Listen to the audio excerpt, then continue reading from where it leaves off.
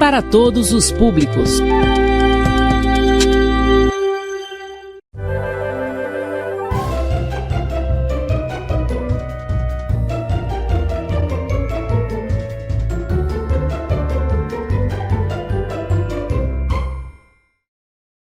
Bom dia, turma! Estamos de volta para mais uma semana de virtuaulas do componente curricular de ciência.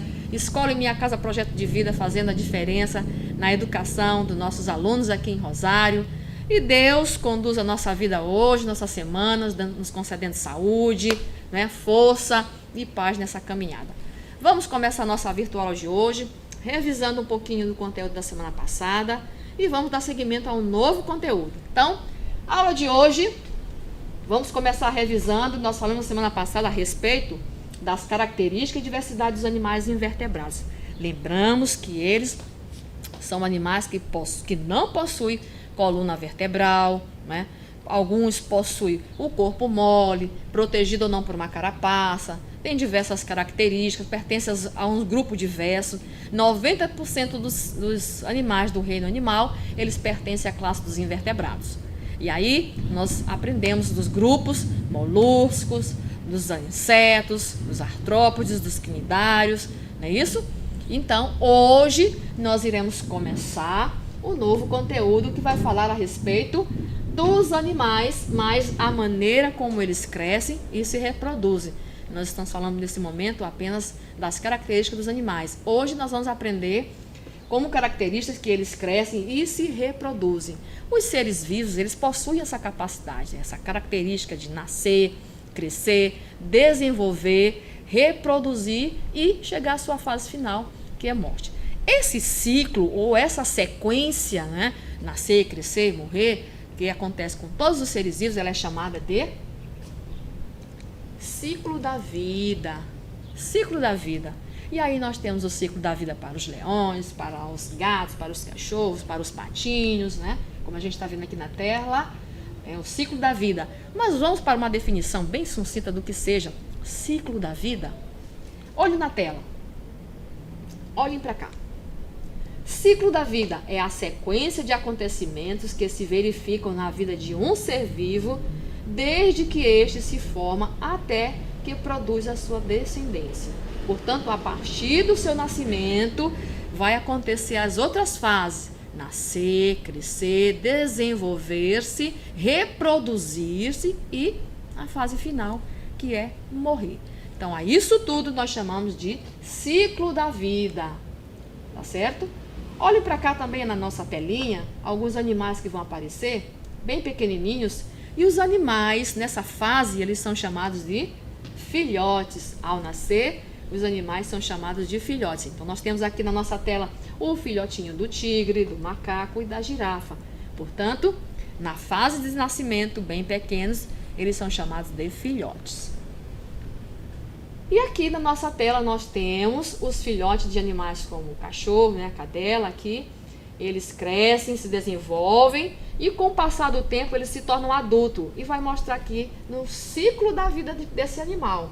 Ao se tornar adulto, eles vão reproduzir e vão dar origem a novos filhotes. E assim a sequência, a cadeia vai se perpetuando para aquela determinada espécie. Então, a tudo isso nós chamamos de ciclo da vida. Todo ser vivo possui um ciclo da vida. Olha o ciclo da vida aqui do gatinho.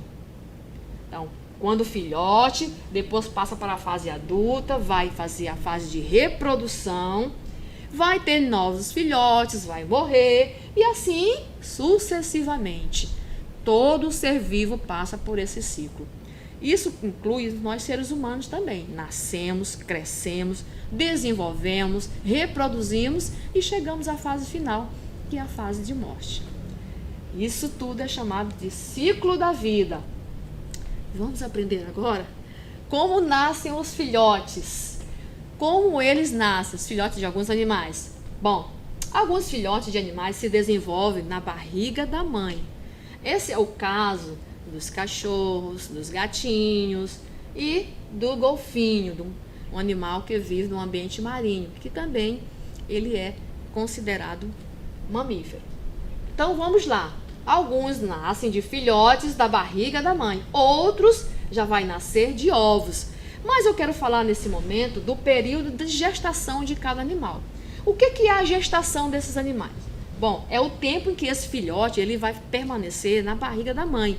E lá ele vai desenvolvendo, vai recebendo todos os nutrientes necessários para que aconteça esse desenvolvimento, até ao final de um determinado tempo em que ele vai, claro, ter que sair desse ambiente. Então, esse período é chamado de gestação. E agora, o tempo de gestação de um animal varia para um outro animal, não é o mesmo. Cada animal tem o seu tempo de gestação, tá certo? Que é o período de reprodução. Porém, existem outros animais que vai nascer de ovos, porque esse ambiente vai conter ali também tudo que é necessário para o desenvolvimento desse filhote. Agora, esses filhotes, eles vão completar o seu ciclo de desenvolvimento fora da barriga da mãe. Ao nascer, esse desenvolvimento vai acontecer fora do corpo da fêmea. E aí ele vai crescer, e ele vai se desenvolver, e até chegar então na sua última fase. Tá certo? Nesse sentido, a reprodução, que é a continuidade da vida, vai acontecer. Veja, e ela vai se apresentar como se fosse um aspecto importante no ciclo da vida ao promover a formação de novos indivíduos e a renovação da população, permitindo a conservação natural da sua espécie.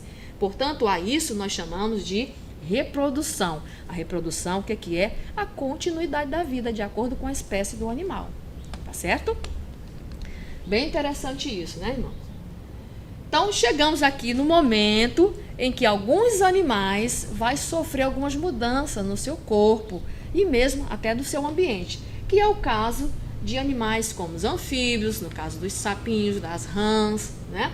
Que vai sofrer um fenômeno chamado de metamorfose. O que é isso, professora? É o processo de transformação do corpo e do modo de vida de alguns animais, tipo os sapos, as rãs e as borboletas, que vai passar por esse fenômeno chamado de metamorfose. Veja o que acontece. O sapinho ou a rã, a rã adulta, né, vai depositar os seus ovos em determinado local. Esses ovos vão se transformar em larvas, as larvas vão se transformar em girinos, esses girinos vão dar continuidade em girinos com patas ou com brânquias internas, até que eles cheguem à fase jovem. E aí, passa da fase jovem e vai para a fase adulta novamente e o ciclo continua. A espécie vai se reproduzindo, a continuidade da vida vai acontecendo. Então, esse processo é chamado de metamorfose. É a transformação do corpo e do modo de vida de determinada espécie, de determinado animal. Tá certo? A exemplo disso, também nós temos as borboletas. Olha o que acontece com a borboleta. Muito interessante. Primeiro, a borboleta adulta, fêmea, ela vai procurar uma folha bem resistente e lá ela vai depositar os seus ovinhos. Depositando os seus ovos nesta folha, o que vai acontecer? Vai ali, depois de algum tempo, aqueles ovinhos eles vão eclodir e vai sair dali uma lagarta. Aquela lagarta, por sua vez, ela vai comer a folha quanto ela puder. E aí ela vai procurar um galho também bem resistente e vai se pendurar ali de cabecinha para baixo.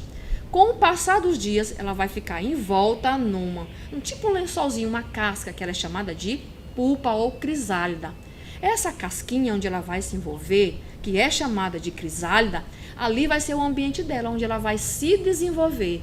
Passado algum tempo, ela vai sair desse ambiente que é chamado de casulo, já saiu da fase da crisálida, né? Ela vai agora para esse casulo, e desse casulo, passado mais alguns dias, vai sair dali uma linda e colorida borboleta.